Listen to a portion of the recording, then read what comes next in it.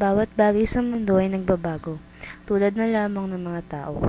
Tayo ay tumatanda pero sa bawat pagsubok na ating nararanasan, ito naman ang humuhubog sa ating pagkatao.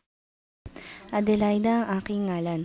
Nais ko ibahagi sa inyo ang kwento at pagbabagong nangyari sa aking pagkatao sa paglipas ng panahon. Ito ang unang nasilayan ko ang mundo. Maaari na ako'y wala pang malay pero ramdam ko ang init na pagmamahal ng aking ina. Natuto na akong maglakad at hanapin ang tamang daan tulad ng turo ng aking ina.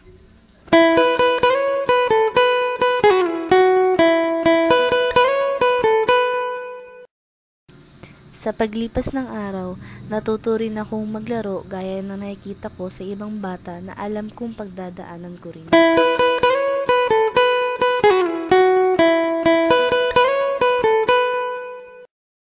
Habang ako ay lumalaki, natututunan ko ding mag-ayos sa aking sarili na tingin ko'y kaya ko na ang lahat.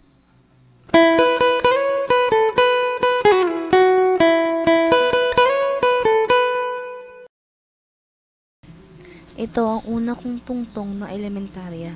Ramdam ko ang kaba at hiya dahil alam ko sa sarili ko na simula na ng aking kalbaryo.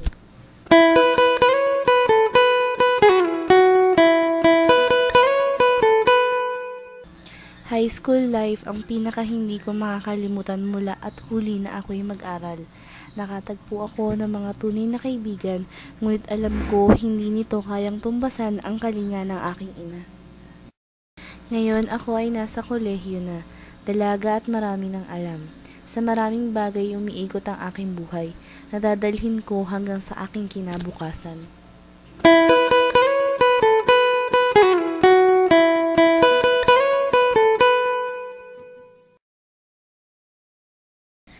Ang lahat ng ito'y utang ko sa aking ina at pamilya, kundi dahil sa kanila wala ako ngayon.